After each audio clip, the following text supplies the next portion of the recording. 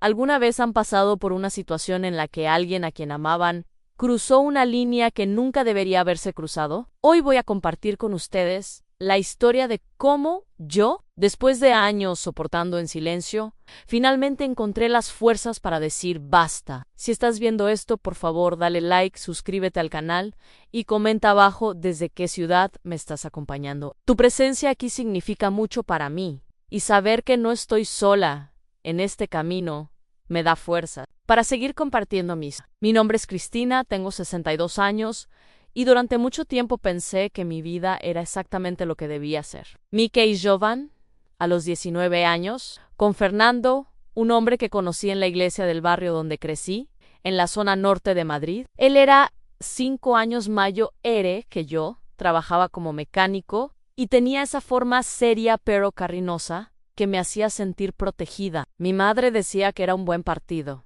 y yo, en mi inocencia, de chica que apenas había terminado el instituto, creí que aquello era amor verdadero. Los primeros años fueron buenos, no voy a mentir. Vivíamos en un piso pequeño que alquilamos con la ayuda del padre de él, y yo trabajaba como auxiliar de limpieza en una oficina del centro de la ciudad. Fernando llegaba a casa con las manos manchadas de grasa, pero siempre con una sonrisa en la cara y alguna anécdota graciosa sobre los clientes del taller. No teníamos mucho, pero teníamos lo suficiente. Los domingos preparábamos una paella casera que yo había aprendido a hacer con mi abuela, y pasábamos la tarde viendo la televisión. Pegados en el sofá viejo que compramos en una liquidación, tuvimos 3 hijos. El primero, Rodrigo, nació cuando yo tenía 21 años. Luego vinieron Juliana y Marcelo en cuestión de 3 años. La casa se volvió pequeña, ruidosa, llena de vida. Me dediqué a ellos con toda mi alma. Dejé el trabajo para cuidar de la familia a tiempo completo y Fernando asumió solo el sustento del hogar. Fue en esa época cuando empezó a cambiar, pero no me di cuenta de inmediato. Los cambios eran demasiado pequeños, demasiado sutiles. Comenzó a llegar más tarde, siempre con excusas sobre clientes exigentes o coches que necesitaban quedar listos con urgencia. El olor a alcohol también empezó a aparecer, discreto al principio, casi imperceptible, cuando se acercaba para darme un beso. Yo me concentraba en los niños. San Rodrigo tenía dificultades en el colegio y pasaba horas ayudándolo con las tareas. Juliana era traviesa, siempre ensuciando la ropa, y Marcelo, el menor, era pegajoso, de esos que no me dejaban ni para ir al baño. Mi vida era una rutina agotadora, pero reconfortante. Me levantaba antes de las 6, preparaba el desayuno, arreglaba a los niños, limpiaba la casa, cocinaba, los recogía del colegio, ayudaba con los deberes, les daba baño, los acostaba. Y entonces, cuando la casa finalmente se quedaba en silencio y yo podía respirar, llegaba Fernando. Al principio, aún me buscaba. Se sentaba a la mesa, comía el plato que le dejaba guardado, me contaba sobre su día, pero con el tiempo, esas conversaciones se volvieron más escasas, más secas. Comía en silencio, a veces refunfuñando sobre algo que había salido mal en el trabajo, y luego iba directo al dormitorio. Yo me quedaba sola en la cocina, lavando los platos, escuchando el ruido de la televisión encendida. Allí dentro, sintiendo ese vacío crecer en mi pecho. Fue cuando los niños empezaron a crecer que la situación empeoró. Rodrigo, con 15 años, ya no me necesitaba tanto. Juliana tenía 12 y pasaba todo el tiempo encerrada en su cuarto, escuchando música y hablando por teléfono con sus amigas. Marcelo, con 10, era independiente, vivía en la calle jugando al fútbol con los amigos del colegio. Y yo, por primera vez en más de una década, me vi con tiempo libre. Tiempo para pensar. Tiempo para darme cuenta de que mi matrimonio se estaba deshaciendo en mis manos. Fernando bebía más no era todos los días, pero cuando bebía, bebía demasiado. Llegaba tambaleándose, con los ojos rojos hablando alto, quejándose de todo y de todos. Yo intentaba calmarlo, llevarlo al dormitorio, acostarlo, pero él me apartaba con gestos bruscos, diciendo que yo era una pesada, que no entendía nada de su vida, que no sabía lo difícil que era mantener a una familia entera solo yo. Tragaba el llanto, cerraba la puerta del cuarto de los niños para que no vieran a su padre en ese estado, y me quedaba allí, en la sala oscura, esperando a que se... Las humillaciones empezaron pequeñas, comentarios maliciosos sobre mi cuerpo, que había cambiado después de 3 embarazos. Bromas sobre mi ropa vieja, mi pelo sin cortar, mi falta de vanidad. Yo reía, nerviosa, intentando disimular el dolor que aquellas palabras causaban, pero por dentro algo se estaba rompiendo. Me miraba en el espejo y veía a una mujer cansada, con arrugas alrededor de los ojos, con manos ásperas de tanto lavar ropa y fregar suelos, con un cuerpo que ya no era el mismo de cuando tenía 20 años. Y me preguntaba si realmente era culpa mía que él hubiera perdido el interés por mí en una noche. Después de un día particularmente difícil, en el que Juliana se había peleado conmigo, porque no la dejé ir a una fiesta, Fernando llegó borracho, más borracho de lo normal. Entró de portazos, tiró una silla en la cocina, y yo corría a ayudarlo antes de que despertara a los niños. Me miró con esos ojos vidriosos, y por primera vez sentí miedo. Ya no era el Fernando que conocía, era un extraño, con la rabia estampada en la cara, con los puños cerrados. Me empujó contra la pared. No fue lo suficientemente fuerte como para herirme, pero sí para asustarme. Me quedé helada, sin saber qué hacer, sin poder reaccionar. Se acercó, con el aliento agrio a vino, y susurró en mi oído que yo era una inútil, que no servía para nada más que limpiar la casa y cuidar a los. Luego soltó una risa amarga y se tambaleó hasta el dormitorio, dejándome allí, temblando, intentando procesar lo que acababa de pasar. Esa noche no pude dormir. Me quedé acostada en el sofá de la sala, mirando el techo, sintiendo lágrimas silenciosas correr por mi cara. Por primera vez en todos esos años, me permití pensar en lo que mi vida se había convertido. Había renunciado a todo. Por ese hombre, por esa familia. Había dejado de lado mis sueños, mis ambiciones, mi identidad. ¿Y para qué? ¿Para ser tratada como si no valiera nada? ¿Para ser empujada, humillada, menospreciada? Pero no tenía dónde ir. No tenía dinero propio, no tenía empleo, ni siquiera un título que me abriera puertas. Mi madre había fallecido años antes, y mi padre estaba enfermo, viviendo con mi hermana en el campo. Estaba atrapada en esa situación, dependiente de un hombre que cada vez más parecía despreciarme. Los días siguientes fueron tensos. Fernando no pidió disculpas. De hecho, actuó como si nada hubiera pasado, como si empujar a la propia esposa contra la pared fuera algo normal, aceptable. Mia HDL. Empecé a dormir en el sofá de la sala, diciendo que era porque roncaba mucho, pero la verdad era que ya no soportaba compartir la cama con Elan. Los niños notaron que algo andaba mal. Rodrigo me preguntó si papá y yo estábamos peleados, y yo mentí. Dije que todo estaba bien, que era solo una fase difícil. Pero mi hijo me miró con esos ojos inteligentes, y supe que no creyó ni una palabra. Fernando seguía bebiendo. Algunas noches llegaba relativamente sobrio, otras completamente ebrio. Aprendí a leer las señales, a saber cuándo era mejor alejarme, cuándo era mejor quedarme callada, cuándo era mejor simplemente desaparecer dentro de mi propia casa. Me convertí en una sombra, una presencia silenciosa que cocinaba, limpiaba, lavaba, pero que no tenía voz, no tenía voluntad, no tenía derecho a existir más allá de esas tareas. Y entonces llegó esa noche, la noche que lo cambió todo. Era viernes. Lo recuerdo perfectamente porque Juliana se había quedado en casa de una amiga y Marcelo estaba durmiendo en casa del primo. Solo Rodrigo estaba en casa, encerrado en su cuarto, probablemente jugando videojuegos. Había pasado todo el día limpiando la casa, como hacía cada viernes. Había fregado el suelo de la cocina, limpiado los baños, cambiado todas las sábanas, organizado los armarios. Estaba exhausta, con la espalda dolorida, con las manos rojas de tanto usar productos de limpieza. Fernando llegó alrededor de las 8 de la noche. No estaba completamente borracho, pero sentí el olor a alcohol cuando pasó por mi lado en la cocina. Me miró de arriba abajo, con esa mirada que había aprendido a temer, con una media sonrisa en la cara después de limpiar la casa. Ve al dormitorio. Hoy vas a ser toda.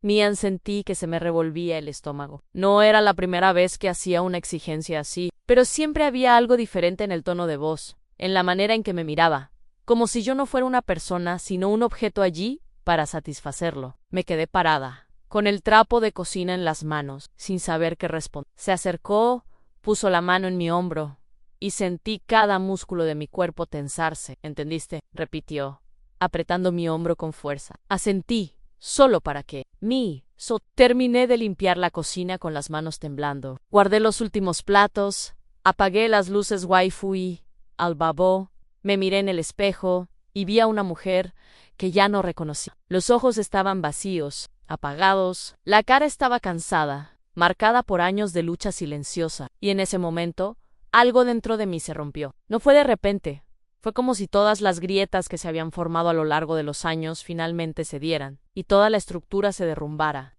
Entré en el dormitorio. Fernando ya estaba acostado en la cama, con el mando a distancia en la mano, cambiando de canal en canal, sin ver realmente nada. Me miró cuando entré y dio una palmada a su lado, como si estuviera llamando a un perro. «Ven aquí», dijo, y sentí ese nudo en el pecho, esa sensación de estar siendo asfixiada por dentro. Pero obedecí, porque era lo que siempre hacía. Obedecíanme, senté en el borde de la cama, con la espalda rígida, y él tiró de mi brazo, acercándome más a lo que pasó esa noche.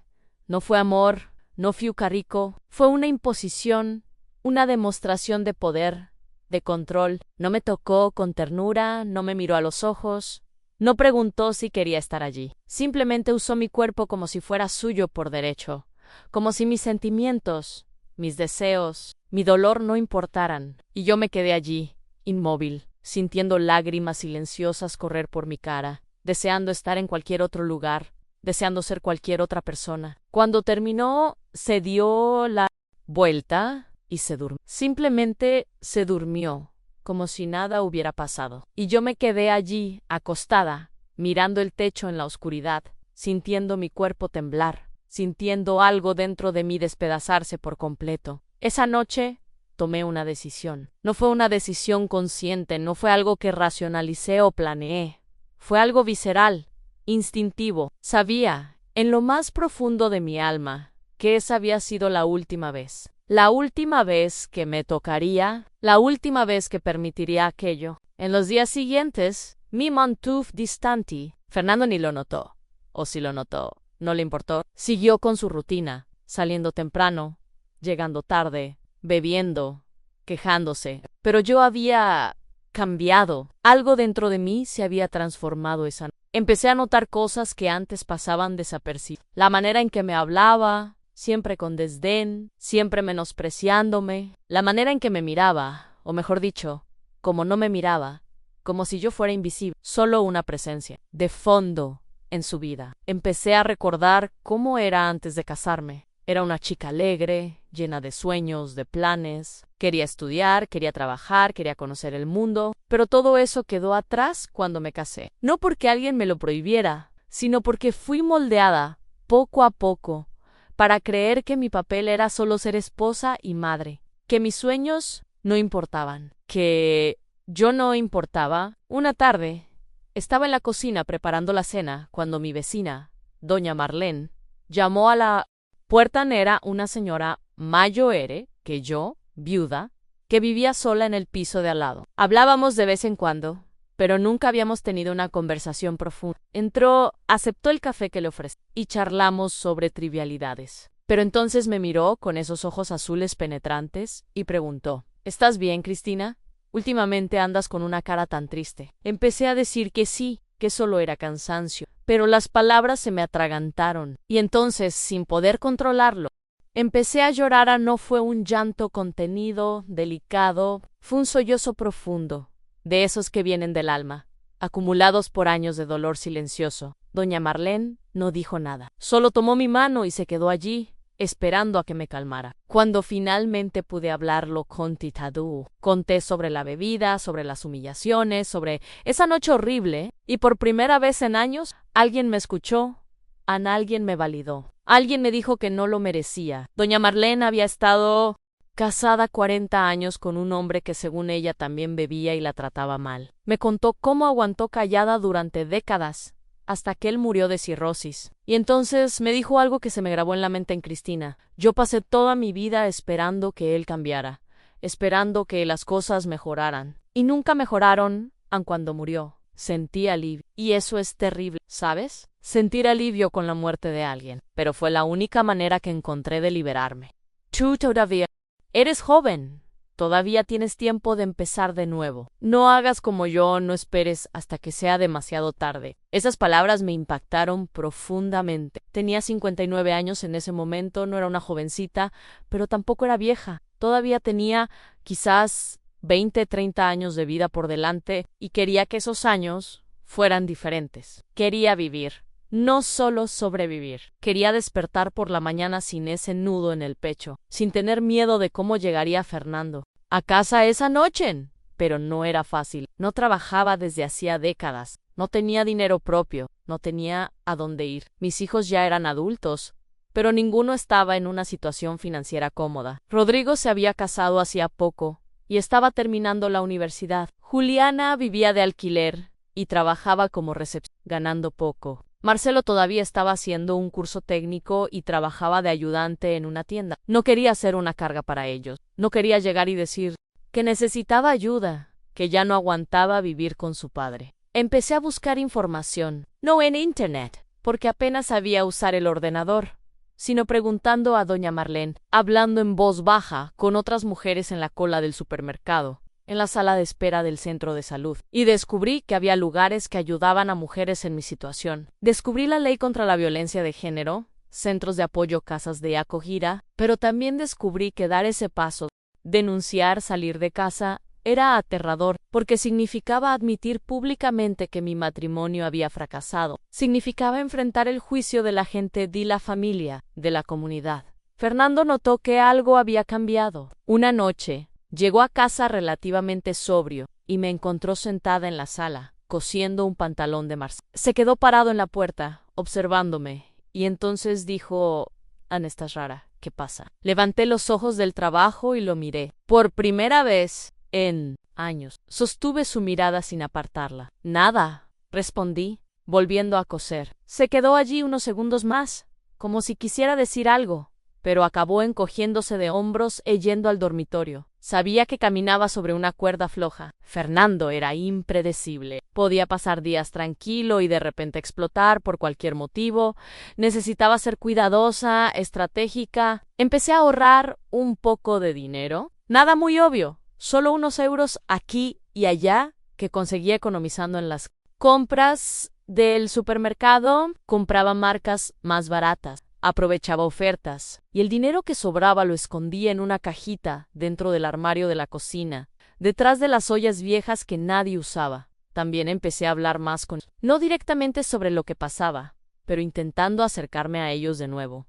Rodrigo, el mayor, era observador. Un día vino a visitarme solo sin su esposa, y charlamos en la cocina mientras preparaba café. Mamá, dijo de repente. Papá. Todavía bebe mucho. Sentí un nudo en la garganta. Tu padre tiene sus problemas, respondí, eligiendo las palabras con cuidado. Pero yo estoy bien, no te preocupes. Rodrigo me miró con esa expresión seria que tenía desde pequeño. Me preocupo si tú siempre has cuidado de todos. Pero ¿quién cuida de ti? Esa pregunta me dejó sin respuesta. ¿Quién cuidaba de mí? Nadie siempre había sido la cuidadora, la que resolvía los problemas de todos, la que ponía a todos en primer lugar. Pero ¿quién miraba por mí? ¿Quién se importaba por lo que sentía, por lo que necesitaba? La respuesta era dolorosa y clara: a nadie. Y esa percepción fue liberadora de cierta forma, porque me hizo entender que si nadie iba a salvarme, yo misma tendría que hacerlo. Las semanas pasaron. Fernando siguió con su comportamiento errático, bebiendo, llegando tarde, tratándome como si fuera un mueble de la casa. Pero ahora tenía un plan pequeño, frágil, pero era mío. Seguí ahorrando dinero. Seguí hablando con doña Marlene, que se convirtió en mi confidente. Ella me daba fuerza, me recordaba que no estaba sola, que miles de mujeres pasaban por lo mismo que yo y lograban empezar de nuevo. Una noche, Fernando llegó más borracho de lo normal. Tropezó en el umbral de la puerta, tiró la mesita del teléfono y empezó a gritar que la casa era un desastre, que nada estaba en su sitio. Yo estaba en el dormitorio y oí a Marcelo, que todavía vivía con nosotros, intentando calmarlo. Papá, ven, vamos al dormitorio. Necesitas descansar. Pero Fernando no quiso saber nada. Empujó al chico, lo llamó inútil y empezó a recorrer la casa, rompiendo cosas. Oí el ruido de cristales rompiéndose, de muebles cayendo. Me quedé paralizada en el dormitorio. Marcelo golpeó mi puerta, asustado. Mamá, llama a Rodrigo, por favor. Papá está fuera de control. Tomé el teléfono con las manos temblando y llamé a mi hijo Mayo. Eric llegó en menos de 20 minutos trayendo a su esposa en cuando. Entró en la casa y vio el estado de su padre. Vi cómo cambió su expresión. Era una mezcla de rabia, decepción, tristeza. Rodrigo logró llevar a Fernando al dormitorio, prácticamente cargándolo, mientras yo y mi nuera limpiábamos el desastre de la sala. Cuando Fernando finalmente se durmió, Rodrigo se sentó conmigo en la mesa de la cocina. Mamá dijo, con voz firme pero suave, esto no puede seguir. Tú no mereces vivir así. Ninguno de nosotros lo merece. Sentí que las lágrimas empezaban a caer de nuevo, lo sé. Lo sean, pero no es fácil. Él tomó mi mano, said, "Q no Lois, pero nosotros te vamos a ayudar. No estás sola. Si necesitas salir de aquí, puedes quedarte conmigo. Nos arreglaremos.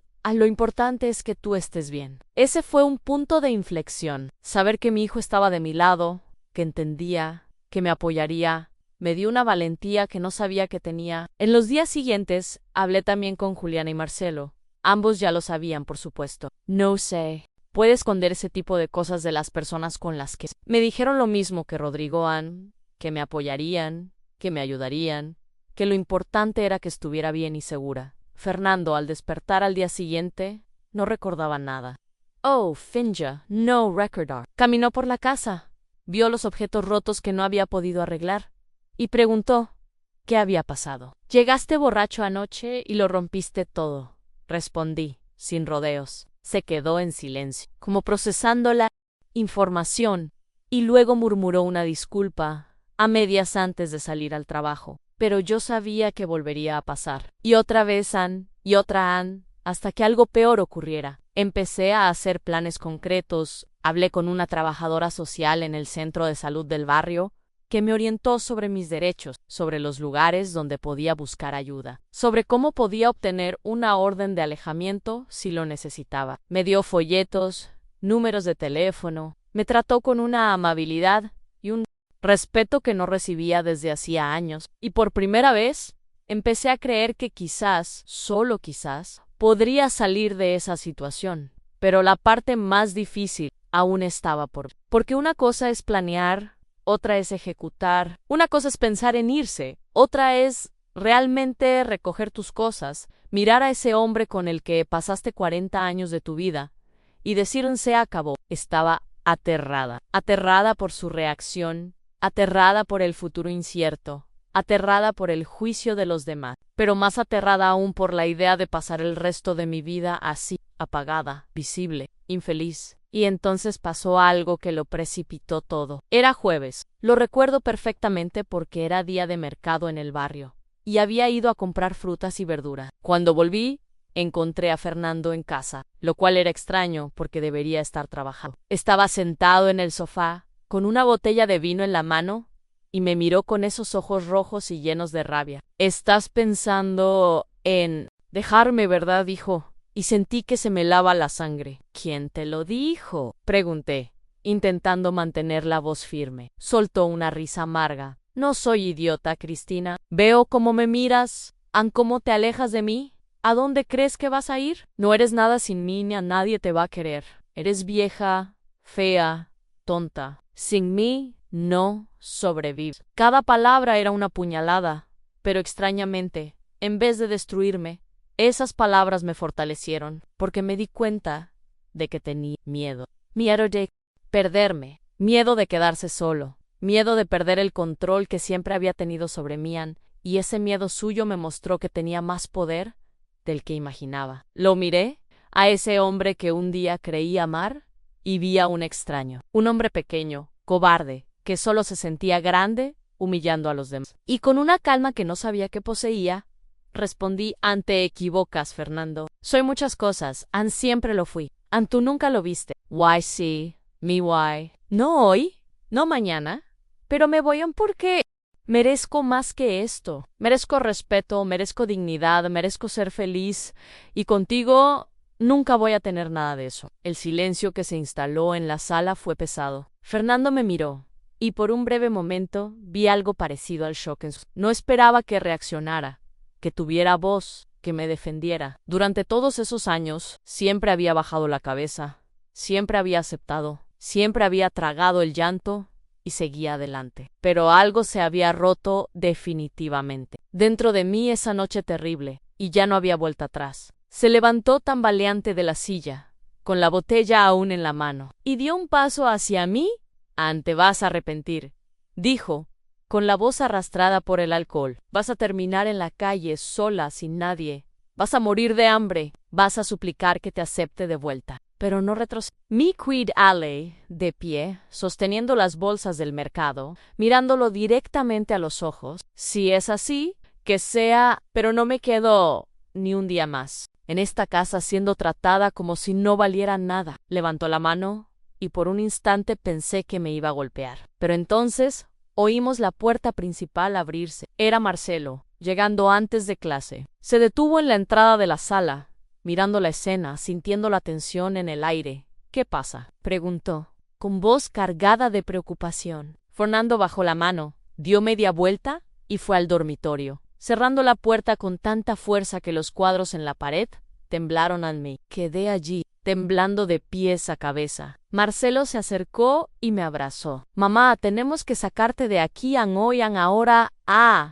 Esto es peligroso». Quería estar de acuerdo, quería salir corriendo de esa casa y nunca volver, pero aún tenía miedo. Miedo de lo que Fernando haría, miedo de cómo sería empezar de nuevo con casi 60 años, miedo de ser una carga para mis hijos. «No hoy, hijo», logré decir, pero pronto lo prometo. Esa noche, Marcelo se quedó despierto en la sala, de guardia, por miedo a que su padre hiciera alguna locura. Fernando no salió del dormitorio. Yo me quedé en la cocina, sentada a la mesa, tomando té, pensando en todo lo que había pasado, en todo lo que aún debía pasar. Doña Marlene apareció a primera hora de la mañana.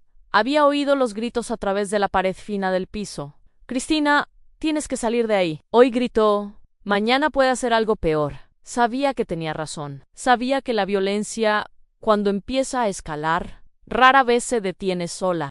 Ya había leído sobre eso en los folletos que me dio la trabajadora social. Ya había oído historias de otras mujeres que tardaron demasiado en irse y lo pagaron con la vida. No sería yo. No después de haber llegado tan lejos, de haber encontrado finalmente mi voz. En los días siguientes, la tensión en casa era palpable. Fernando me evitaba, yo lo evitaba a él.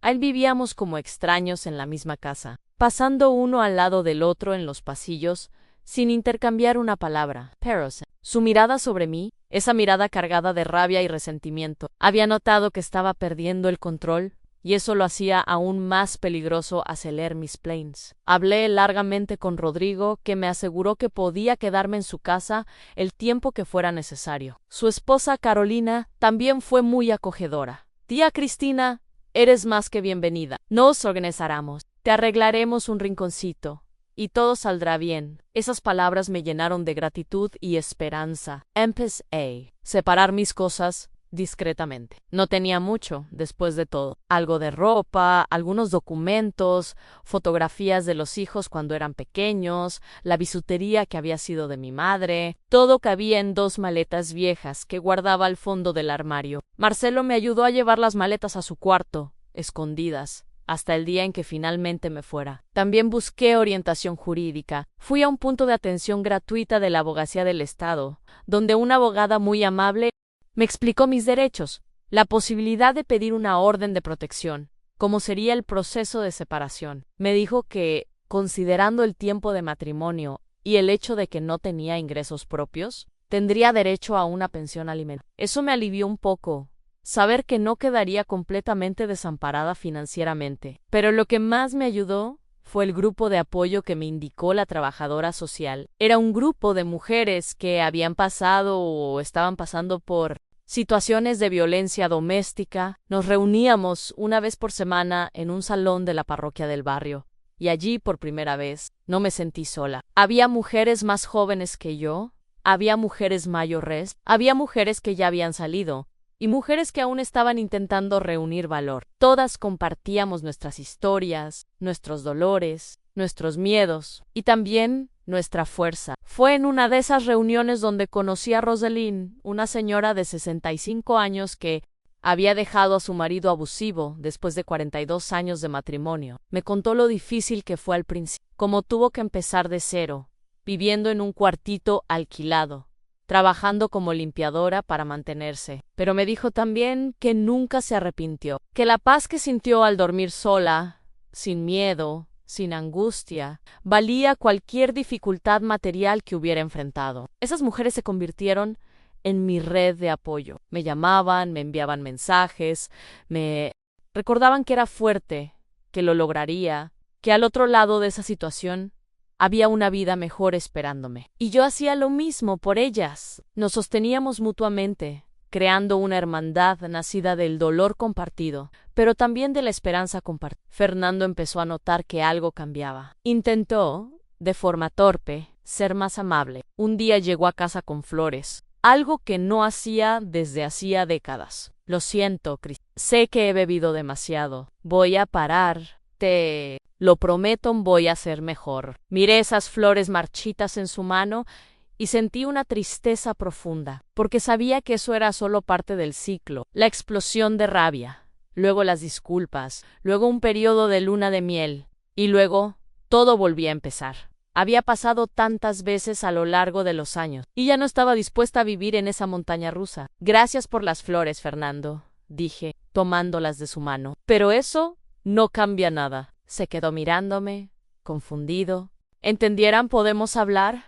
Intentó. Podemos intentarlo de nuevo. Arreglar las cosas. Negué con la cabeza. Ya no hay nada que arreglar. Tuviste 40 años para tratarme con respeto, y elegiste no hacerlo. Ahora es demasiado tarde. Vi la rabia volver a su rostro. ¿Entonces es eso? ¿Vas a tirar todo por la borda? Todos estos años juntos. No, Fernando. Tú tiraste todo por la borda. Cada vez que me humillaste, cada vez que me empujaste, cada vez que llegaste borracho y me trataste como si no fuera nada. Tú destruiste este matrimonio, no yo. Se quedó en silencio, procesando, y luego salió dando un portazo. Esa noche no pude dormir. Me revolvía en el sofá, pensando en todo, sintiendo el miedo consumirme. ¿Y si estaba cometiendo un error? ¿Y si realmente no podía sobrevivir sola? ¿Y si mis hijos se cansaban de ayudarme? Pero entonces recordaba esa noche horrible. Recordaba las humillaciones. Recordaba la sensación de estar apagada, invisible, sin valor.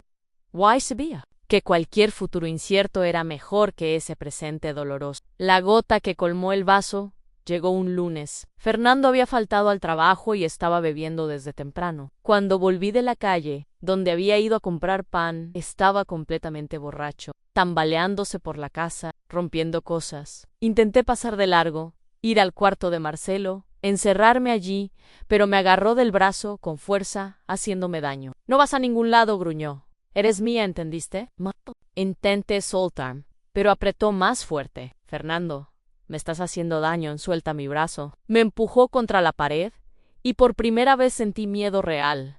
Miedo de que realmente me hiciera daño grave. Puro entonces, un milagro. La puerta se abrió y entró Rodrigo. Había venido a visitarme, tenía la llave de repuesto que le había dado. Cuando vio la escena, su rostro cambió por completo. Suelta a mi madre ahora, con voz baja pero firme. Fernando me soltó y se volvió hacia su hijo. Esto no es asunto tuyo. Rodrigo dio un paso adelante. Si lo es, y se acabó hoy mismo, mi madre sale de esta casa. Tomó mi brazo con suavidad y me apartó de Fernando. Voy a por las cosas de mamá. Nos vamos ahora. Y así fue como pasó. Rodrigo recogió las maletas que estaban escondidas en el cuarto de Marcelo. Tomó algunos objetos de la cocina que yo había pedido y me llevó. Fernando se quedó allí, parado en la sala, mirando sin creerlo. Ni siquiera intentó detenerme. Creo que finalmente entendió que había perdido, que no volvería atrás. Cuando entré en el coche de Rodrigo, con Marcelo en el asiento trasero tomándome la mano, sentí una mezcla de emociones tan intensa que apenas podía respirar. Había miedo, sí, miedo del futuro, de lo desconocido, pero también había alivio, un alivio tan profundo que me hizo llorar, no de tristeza, sino de liberación. Por primera vez en 40 años, estaba haciendo algo por mí. Estaba eligiendo mi seguridad, mi paz, dignidad. Miré por la ventana del coche, viendo el edificio donde había vivido tantos años quedarse atrás. Susurré para mí mismo, nunca más, permitiría que alguien me tratara así. Nunca más me callaría ante el abuso. Nunca más sería invisible. Los primeros días en la casa de Rodrigo fueron extraños. Me sentía como una intrusa, a pesar de toda la hospitalidad que él y Carolina me ofrecieron. Me dieron el cuartito del fondo, que antes usaban como trastero, pero que arreglaron con cariño, poniendo una cama, un armario pequeño y hasta unos tiestos con plantas en la ventana. Es tu rinconcito, mamá, dijo Carolina con una sonrisa. Siéntete como en casa. Esta casa también es tuya. Pero sentirme como en casa era difícil. Había pasado 40 años cuidando de mi propia casa, siendo dueña de mi espacio, por más asfixiante que se hubiera vuelto. Ahora dependía de la buena voluntad de mis hijos, y eso me dolía. Por la noche, acostada en esa cama que no era mía, mirando ese techo desconocido, lloraba en silencio, preguntándome si había hecho lo correcto. Fernando intentó contactar varias veces en los primeros días. Llamaba al móvil que Juliana me había regalado años antes y que casi nunca usaba. Dejaba mensajes, ora llorando, ora amenazando, ora suplicando que volviera. No te perdono por haberme abandonado, decía en un mensaje. En otro, lloriqueaba que no podía vivir sin Mian, y luego volvía a insultarme, diciendo que era una desagradecida, que había destruido la familia. Bloqueé su número por consejo de la abogada de la abogacía. Marcelo, que aún vivía en el piso, me contaba que Fernando estaba bebiendo más que nunca, que la casa era un desastre, que apenas comía, apenas se duchaba. Parte de mí sentía lástima. Al fin y al cabo, era el hombre con el que compartí 4 décadas de mi vida, el padre de mis hijos. Pero doña Marlene, que venía a visitarme regularmente, me recordaba que no era responsable de sus elecciones. Es adulto, Cristina. Sabía que te estaba haciendo daño y eligió seguir. Ahora tiene que enfrentar las consecuencias. El proceso de divorcio empezó una semana después de que salí de casa. Fui a la abogacía con todos los documentos que había reunido, un certificado de matrimonio, documentos de los hijos, algunos comprobantes de bienes que habíamos acumulado a lo largo de los años. No era un piso que aún no estaba pagado, un coche viejo a su nombre, algunos muebles. La abogada, doña Helena, fue muy clara conmigo. Como no tienes ingresos propios y han sido 40 años, tienes derecho a la mitad de todo y a una pensión alimenticia hasta que puedas mantenerte. La idea del divorcio me aterraba y me aliviaba al mismo. Era el fin definitivo de una historia que empezó cuando tenía 19 años, llena de esperanzas y sueños. Pero también era el comienzo de una nueva vida. Una vida donde podría, por primera vez, ser dueña de mí misma.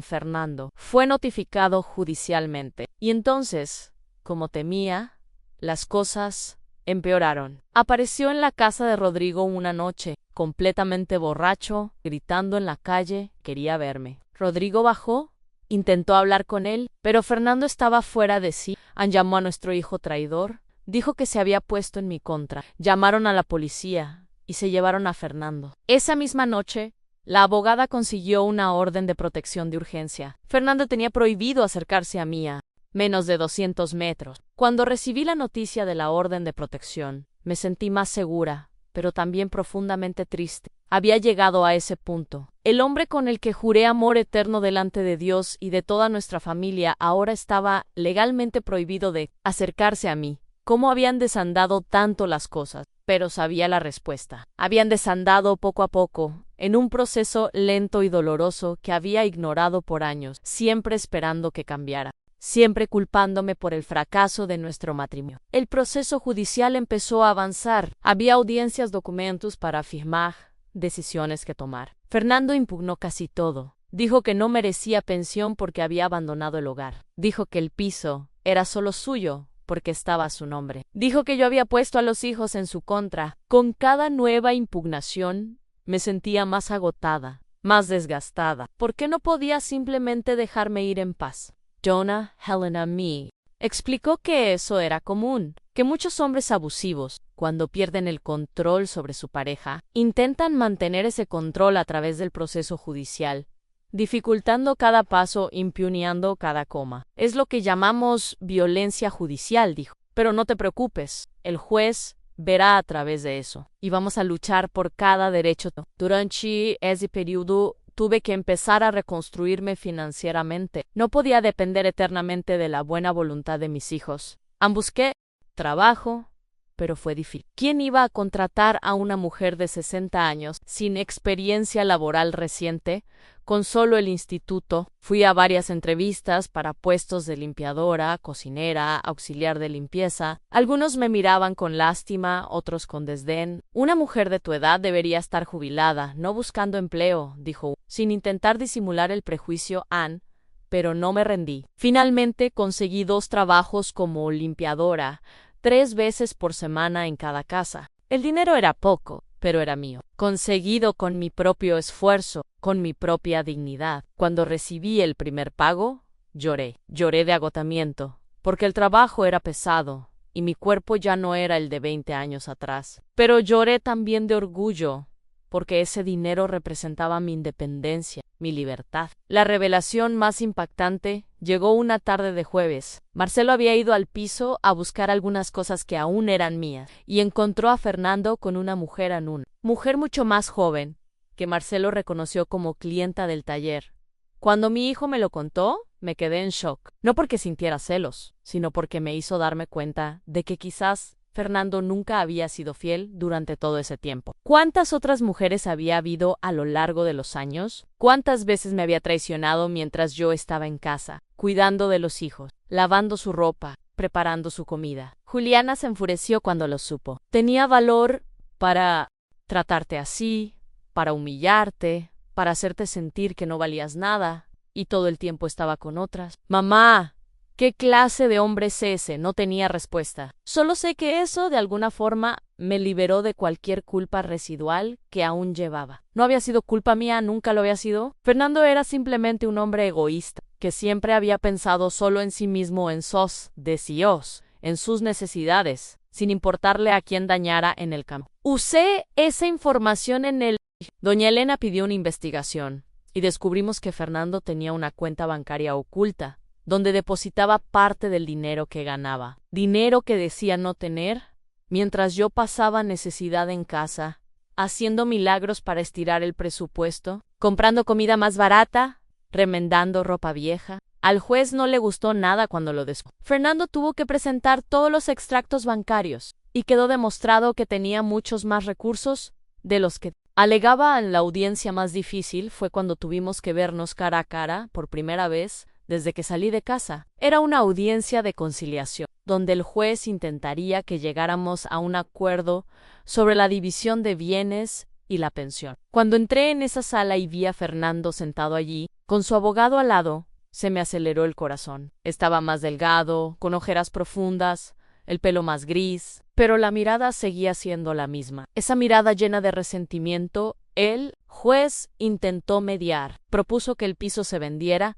y el valor se dividiera por la mitad, y que Fernando pagara una pensión del 40% de su sueldo hasta que yo pudiera mantenerme completamente. El abogado de Fernando impugnó todo. Dijo que el piso no podía venderse porque Fernando necesitaba un lugar donde vivir. Dijo que el 40% era absurdo, que Fernando también tenía facturas que pagar. Dijo que yo debía trabajar y mantenerme sola, que no era justo que él tuviera que mantenerme después de que lo había abandonado.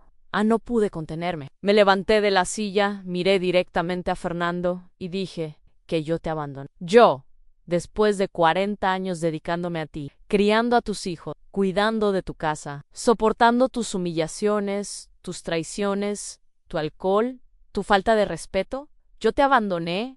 No, Fernando. Tú abandonaste este matrimonio hace mucho tiempo. Tú me trataste como si no fuera nada. Tú rompiste cada promesa que hiciste el día de nuestra boda. Solo tuve el valor de salir porque ya no aguantaba morirme un poco cada día a tu lado. El silencio en la sala fue absoluto. Hasta el abogado de Fernando se quedó sin palabras. El juez me miró con una expresión suave y dijo: puede sentarse, señora Cristina. Entiendo perfectamente su posición. Luego, mirando a Fernando, fue directo. Señor Fernando, ¿queda claro para este juzgado que hubo negligencia grave de su parte en las obligaciones conyugales y familiares? La señora Cristina dedicó décadas de su vida al cuidado de la familia, renunciando a su propia carrera e independencia financiera. Es su deber, como marido y como hombre, garantizar que no quede desamparada tras la disolución de este. El juez determinó que el piso sería evaluado y vendido, con la división igual del valor entre nosotros dos. Determinó también que Fernando pagara una pensión del 50% de su sueldo, hasta que yo cumpliera 65 años o hasta que tuviera una renta propia equivalente al menos 2 salarios mínimos. Además, Fernando tendría que pagar las costas del proceso y una indemnización por daños morales de 15.000 euros por el comportamiento abusivo comprobado durante el matrimonio. Cuando salí de esa audiencia, sentí un peso enorme salir de mis hombros. No era por el dinero,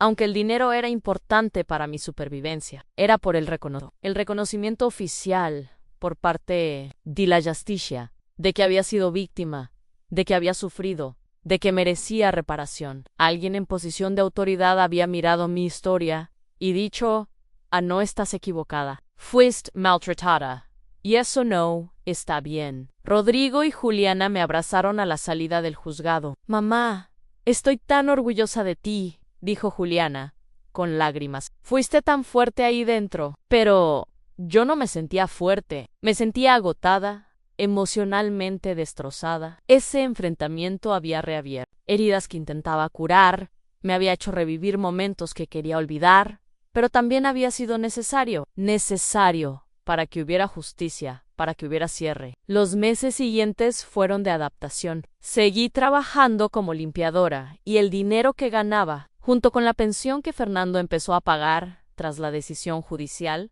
me permitió alquilar un cuartito pequeño en un barrio cercano. No era gran cosa, pero era mío. Por primera vez en 40 años, tenía un espacio que era solo mío, donde nadie me gritaba, nadie me humillaba, nadie me hacía sentir pequeña. Las primeras noches en ese cuartito fueron las más liberadoras de mi vida. Me acostaba en la cama sencilla que había comprado en una tienda de muebles de segunda mano. Miraba el techo con goteras, oía los ruidos de la calle afuera y sentía una paz que no sentía desde hacía décadas. Podía dormir, podía despertar sin angustia. Podía simplemente existir sin necesidad de andar de puntillas, midiendo cada palabra, cada gesto, cada expresión. El divorcio se finalizó 6 meses después de esa audiencia. El piso se vendió y recibí mi parte. Con ese dinero, conseguí comprar un apartamento pequeño, de un dormitorio, en un conjunto residencial en la periferia. No era el apartamento de mis sueños, pero era mío. Estaba a mi nombre, y nadie podría quitármelo. Lo decoré con cosas sencillas, pero elegidas por mí en cortinas floreadas que compré en un mercadillo. Plantas que me regaló doña Marlene, fotos de mis hijos y nietos en las paredes. Mis hijos fueron mi apoyo durante todo ese proceso. Rodrigo, siempre protector, comprobaba cómo estaba casi todos los días. Juliana me ayudó a decorar el apartamento, trayendo cosas que ya no usaba, enseñándome a hacer manualidades para vender y complementar la renta. Marcelo, que finalmente había salido de la casa de su padre y compartía piso con amigos, venía los domingos a comer conmigo, trayendo ingredientes para hacer esa paella casera que solía preparar cuando eran pequeños. El grupo de apoyo siguió siendo fundamental. Esas mujeres, que se habían convertido en mis amigas, mis hermanas de lucha, celebraron conmigo cada victoria. El día que conseguí el trabajo, el día que alquilé mi primer apartamento, el día que el divorcio se finalizó, el día que compré mi propio inmueble. Cada hito se celebraba,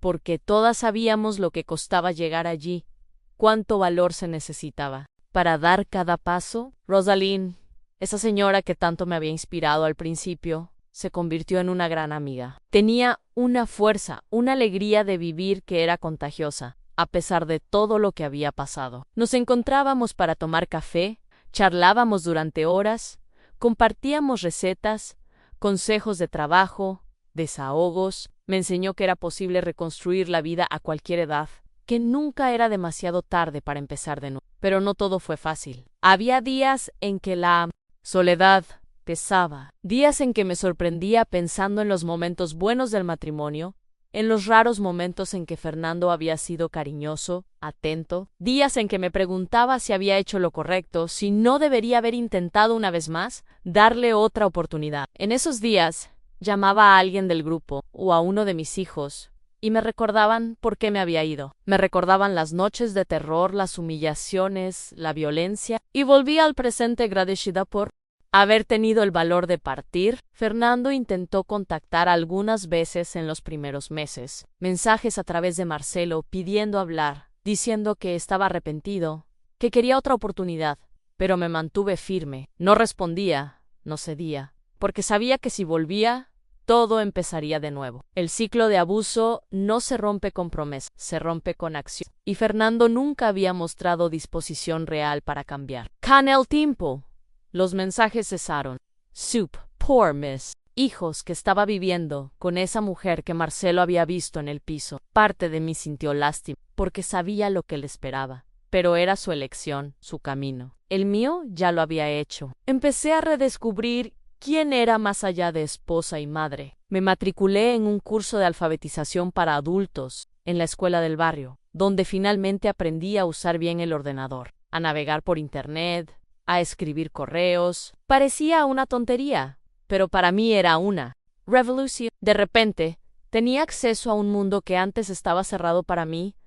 También volví a hacer cosas que me gustaban de joven. Empecé a ir a una clase de baile para mayores que se daba los sábados en el centro comunitario. Al principio me sentía torpe, con vergüenza, pero poco a poco me fui soltando, riendo, divirtiéndome. Hice amigas allí, mujeres de mi edad, que también estaban reconstruyendo sus vidas, cada una con su historia, sus dolores, sus victorias. Una de las cosas más importantes que aprendí en ese proceso fue a perdonarme. Perdonarme por haber permanecido tanto tiempo, por haber aceptado tanto, por no haber tenido valor antes, porque pasé mucho tiempo culpándome, pensando que había sido débil, cobarde. Pero la terapeuta que empecé a ver a través de un programa de atención psicológica gratuita para víctimas de violencia doméstica me ayudó a entender que había hecho lo mejor que podía con los recursos que tenía en ese momento. No served. Nada mirar atrás con los ojos de hoy y juzgar a la persona que era hace 40 años, que lo importante era haber salido, haber sobrevivido, estar reconstruyendo. Hoy,